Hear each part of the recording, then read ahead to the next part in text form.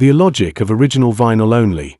Why collecting ethics should not govern Northern Soul DJ culture. SC Sales. Abstract.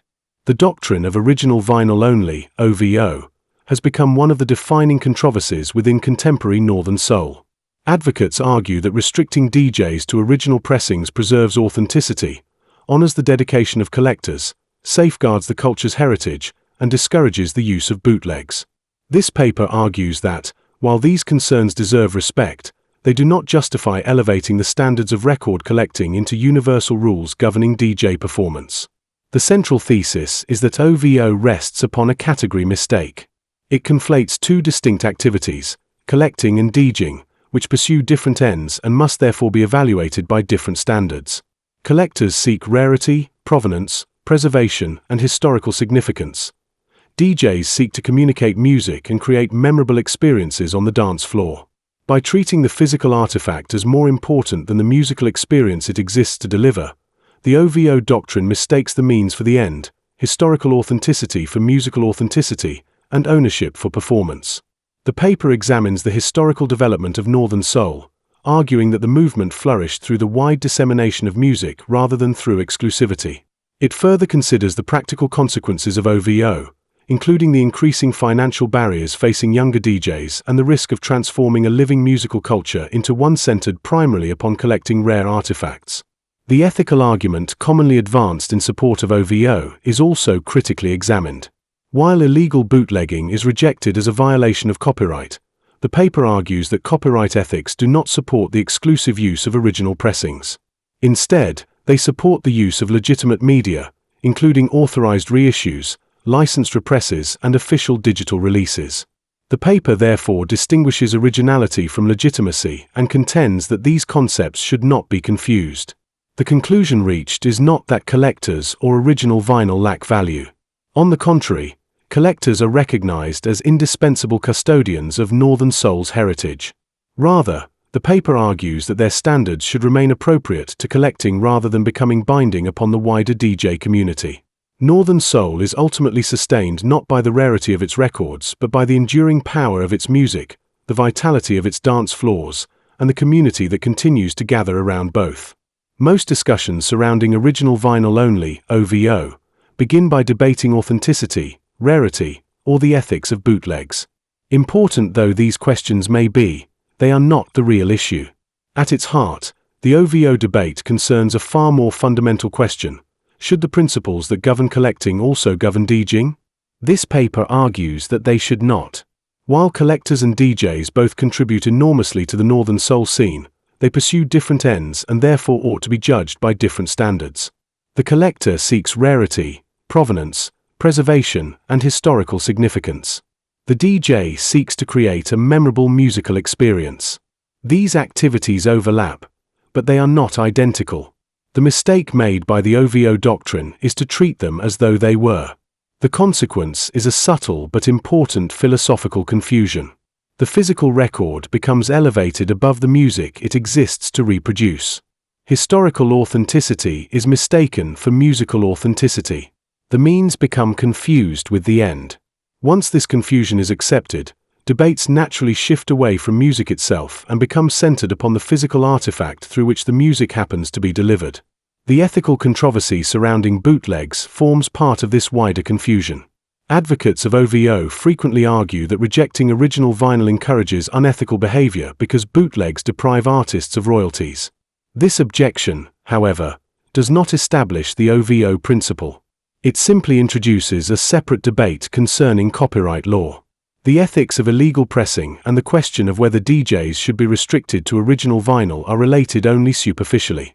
They are not logically identical. Indeed, as this paper will argue, a careful examination of copyright and royalties leads not towards OVO, but towards a broader principle: support legitimate media, regardless of whether it is an original pressing, an authorized reissue, or a licensed digital release. None of this should be understood as an attack upon collectors. Quite the opposite. Collectors have preserved vast quantities of music that would otherwise have disappeared forever. Their knowledge, dedication, and perseverance deserve genuine admiration. Without their efforts, much of Northern Soul's recorded heritage might have been lost. The question, however, is not whether collectors deserve respect. The question is whether the principles appropriate to collecting should become universal rules governing every Northern Soul DJ and every Northern Soul event. I believe the answer is no. Most of my published work appears under the name SC Sales and explores philosophy, theology, and questions of mind and meaning. Yet I have always believed that truth is not merely something to be written about, it is something to be lived. For me, that lived truth has found its rhythm in Northern Soul. Since 1973, this music has been part of my life. I have collected records, attended all-nighters, presented radio programs, written about the culture and, above all, danced. I write not as an academic observer looking in from outside, but as someone who has spent more than 5 decades inside the scene. I first discovered Northern Soul at 13 years of age. Wigan Casino had only just opened its doors, the Twisted Will had recently closed, and Blackpool Mecca was helping shape what would become one of Britain's most remarkable musical movements. From the beginning, my passion was simple: find the music, own the music, play the music and dance to the music. Whether that music arrived on an original pressing, a second issue, a legal reissue, a bootleg or even a worn acetate mattered very little to me. The objective was always the same: the music itself. Today I am 66. I cannot dance as long or travel as far as I once could, but every time the needle drops I am transported back to the dance floor. Northern Soul remains part of who I am. It is from that lifelong involvement that I wish to challenge one of the most influential ideas within today's scene, the doctrine commonly known as original vinyl only. 1. Collectors and DJs pursue different ends. Those who advocate OVO generally argue that original records preserve authenticity. They believe OVO rewards decades of dedicated collecting, encourages DJs to discover obscure music rather than relying upon easily available reissues, protects the unique identity of Northern Soul, and prevents every DJ from playing exactly the same records. These are not foolish concerns. Serious collectors have devoted enormous amounts of time, money, and knowledge to preserving music that might otherwise have disappeared forever. Without many of these dedicated individuals, countless records would have been lost to history. Their contribution deserves genuine respect. The question, however, is not whether collectors deserve admiration. The question is whether their collecting principles should become universal rules governing every Northern Soul event. I believe they should not, because collecting and DJing are fundamentally different activities. The collector seeks rarity, provenance, historical significance, and the satisfaction of discovery. The hunt itself becomes part of the enjoyment. The DJ pursues something different. The DJ's purpose is to move a dance floor. These objectives overlap, but they are not identical.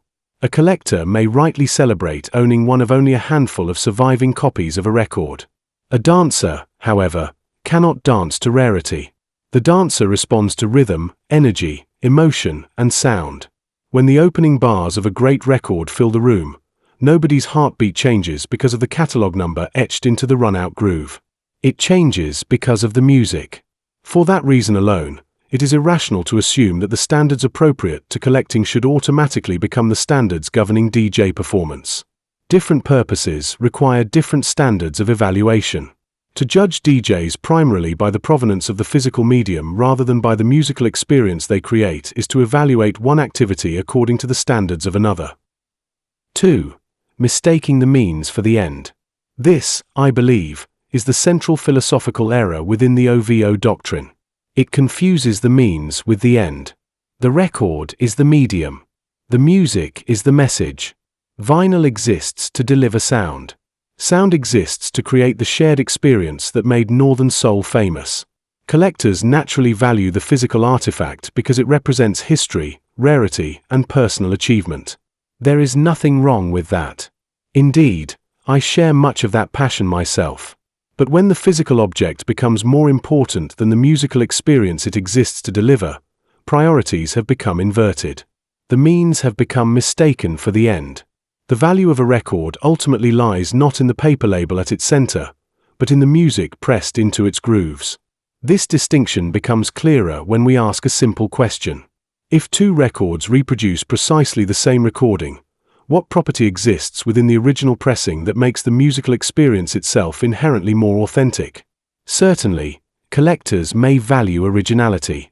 Historians may value originality. Archivists may value originality. These are entirely legitimate concerns. But dancers experience sound, not provenance. Authenticity of ownership is not the same thing as authenticity of musical experience. These belong to different categories. To confuse them is to mistake historical value for artistic value. OVO therefore rests upon a subtle category mistake. It assumes that because originality matters within the discipline of collecting, it must also matter equally within the discipline of DJing. That conclusion simply does not follow. Historical authenticity and musical effectiveness are different forms of value. Neither should be denied, but neither should be substituted for the other. 3. How Northern Soul actually grew. History itself illustrates this distinction. Northern Soul did not become a national movement because thousands of young people possessed expensive original pressings. It became a movement because music spread. Records were borrowed. They were taped. They were copied. Bootlegs circulated. Legal reissues introduced new audiences to forgotten recordings. Collectors exchanged discoveries. DJs shared information. Music traveled far beyond the handful of people fortunate enough to own original copies. Far from destroying the scene, this circulation of music built it. Without that continual sharing, many classics would have remained hidden inside private collections. The Northern Soul explosion was driven not by exclusivity but by dissemination. The music reached dancers because people found ways to hear it, copy it, recommend it, and play it. The culture grew because access expanded rather than contracted. This historical reality sits uneasily beside any attempt to present OVO as the defining principle of Northern Soul. There is another practical consideration that history also teaches. Original records exist in fixed numbers.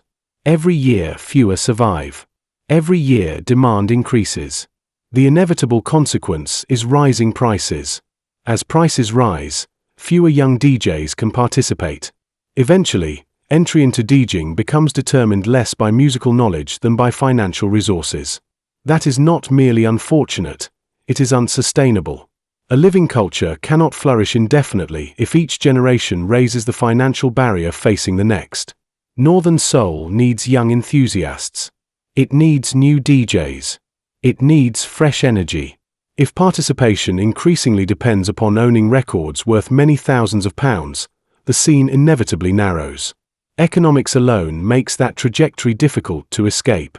The irony is difficult to ignore. A rule originally intended to preserve Northern Soul risks making participation progressively less attainable for those who will inherit its future. Respect for history should never become an obstacle to the continuation of the culture that history records. 4. The practical consequences of OVO. The practical consequences of the OVO philosophy are already visible throughout the Northern Soul scene. Instead of discussing music, people increasingly argue about pressings. Instead of celebrating great DJs, debates become centered upon what sits inside their record boxes. Instead of encouraging newcomers, suspicion too often replaces welcome. Good DJs have found themselves criticized, or even excluded, not because they failed to move a dance floor, but because they failed to satisfy a rule concerning the physical source of the recording. That seems entirely backwards. A DJ should surely be judged first by musical judgment, imagination, programming, timing, reading the room, and the ability to create unforgettable nights. The record collection exists to serve those aims, not replace them.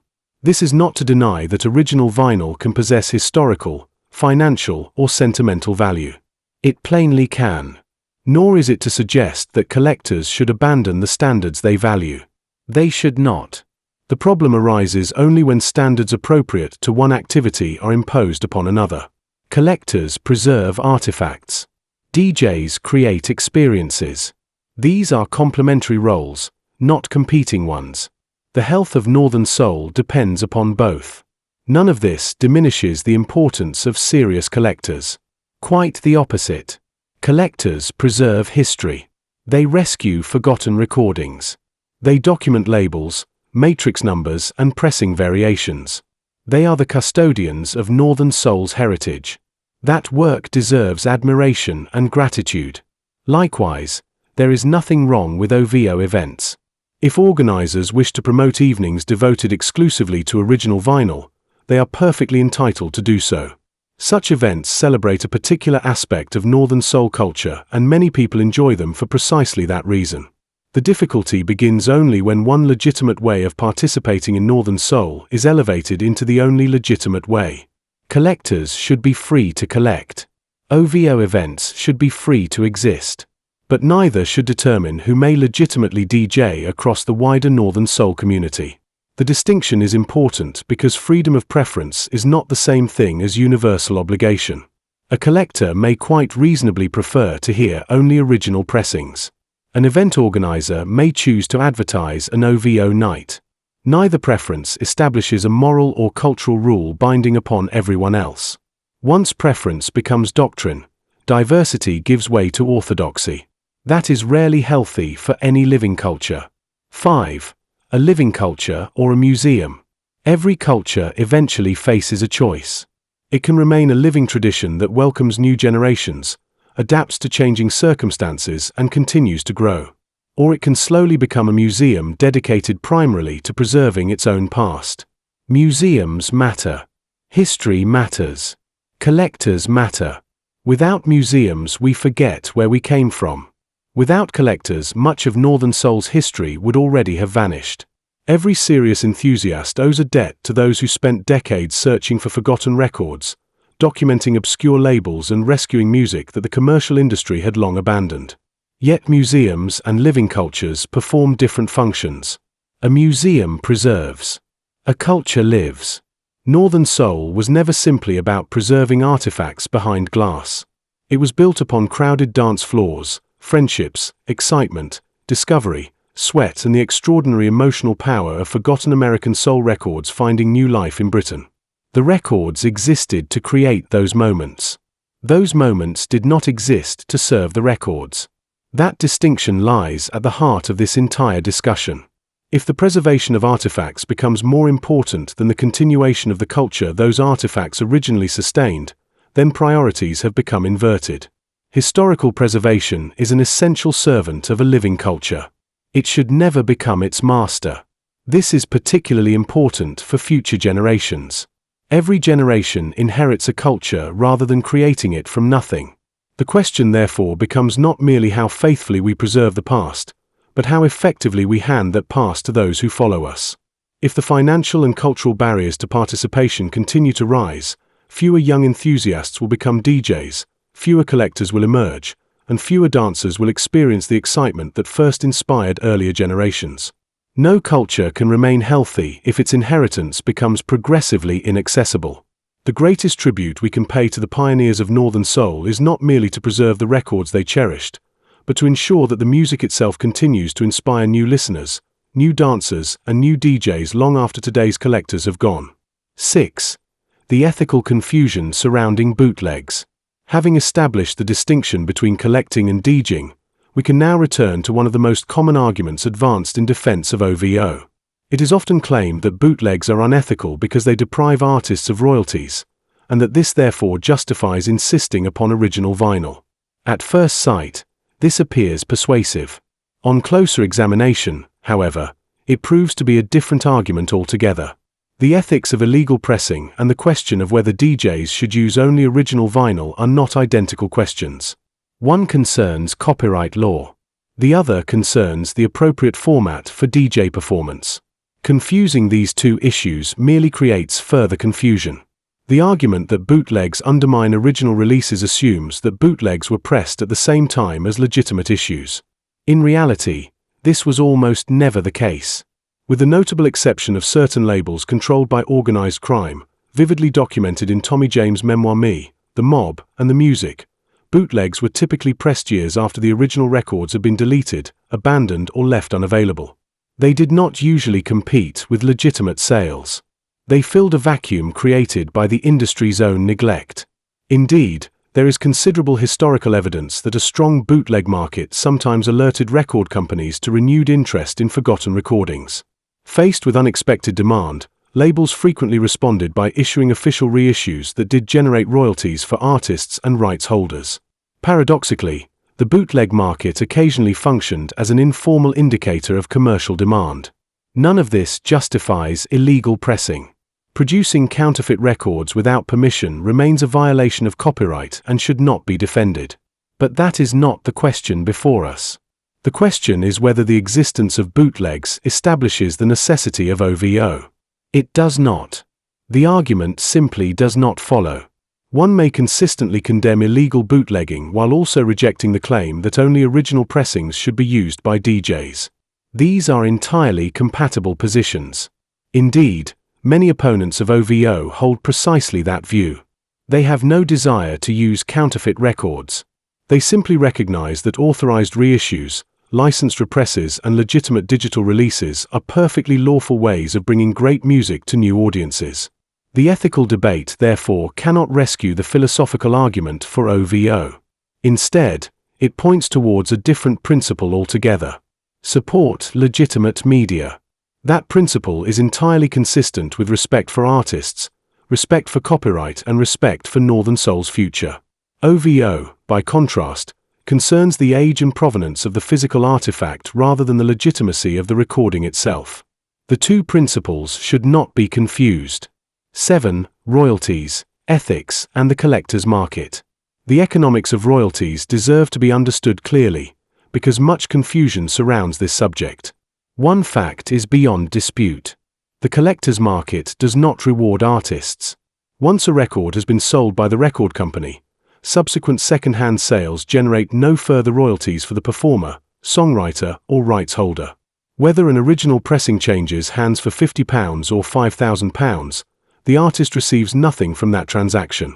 The money circulates entirely within the collector's market. This point is often overlooked.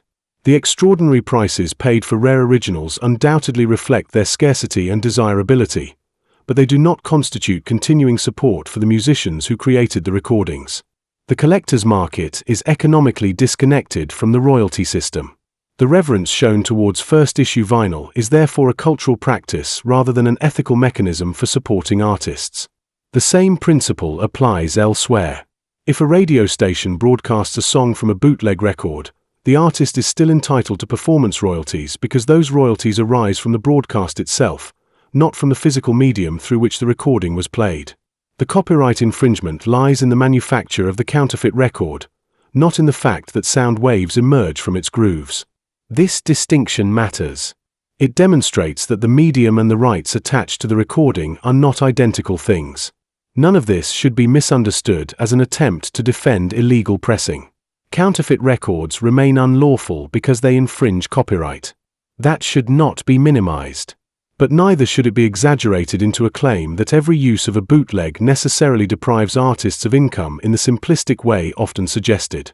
The economic reality is more nuanced. More importantly, none of these considerations establish the OVO principle.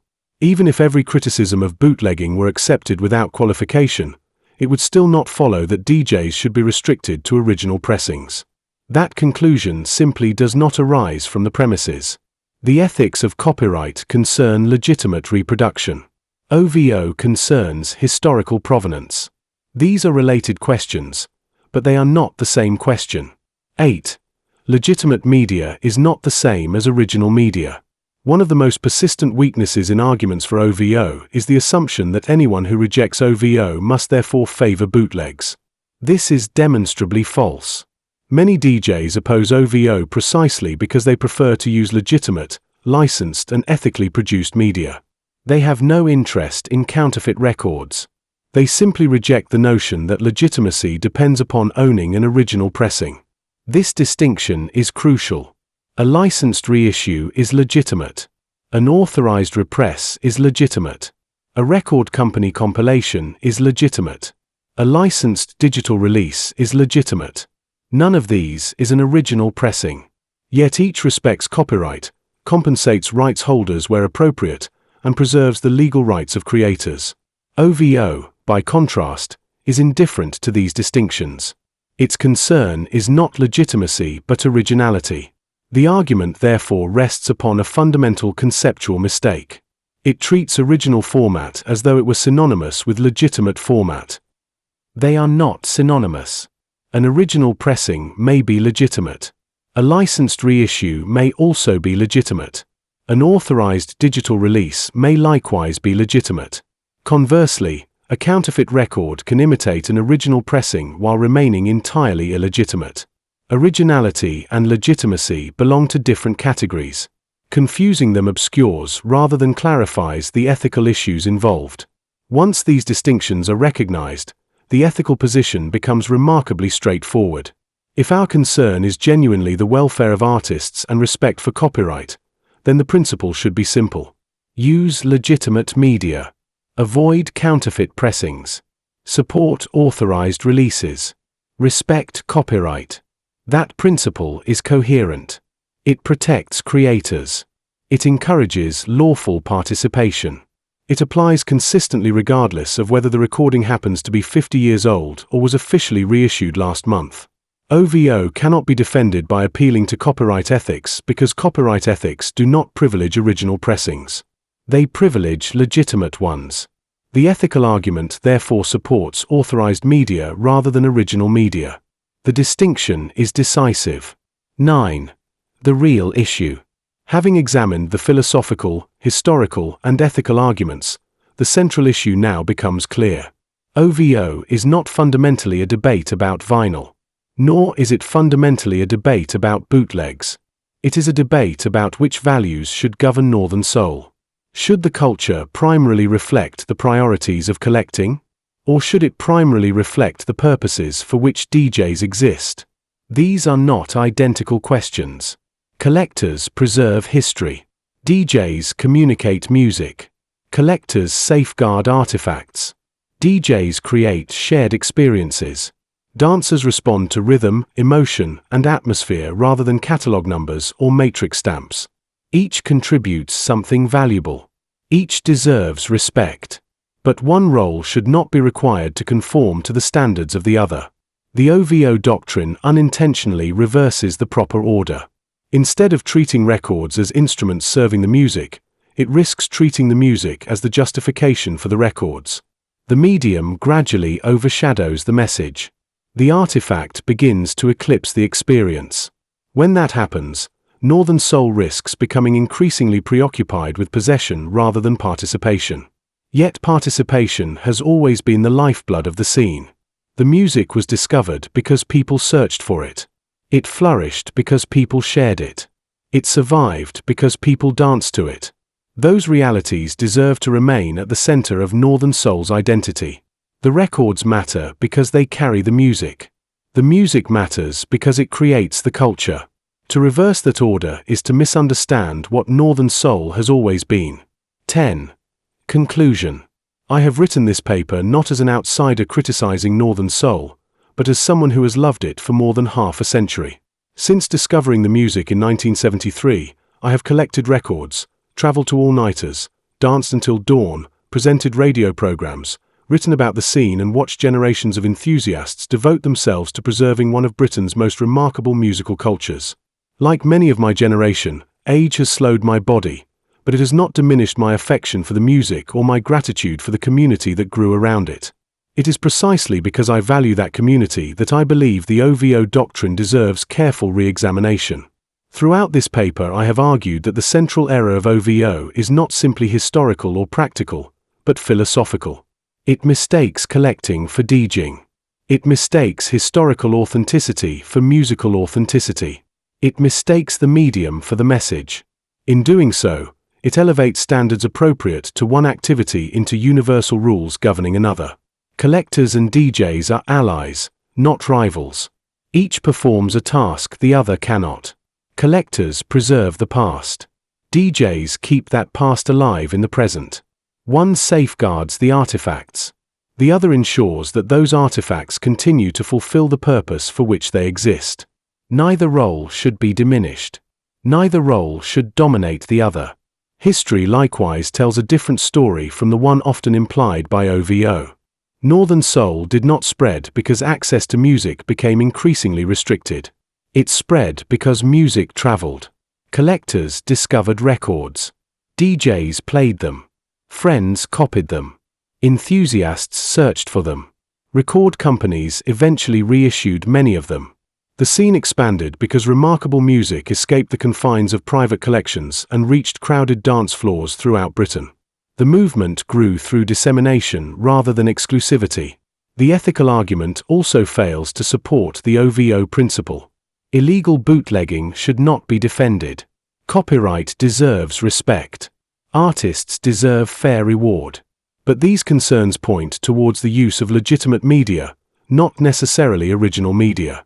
Authorized reissues, licensed represses, and official digital releases all satisfy the ethical concern while avoiding the unnecessary restriction imposed by OVO. The attempt to defend OVO by appealing to copyright therefore confuses two entirely different questions. The ethics support legitimacy. OVO demands originality. Those are not the same thing. Ultimately, every generation inherits a choice. It may preserve Northern Soul primarily as a collector's culture, where participation increasingly depends upon acquiring rare artifacts.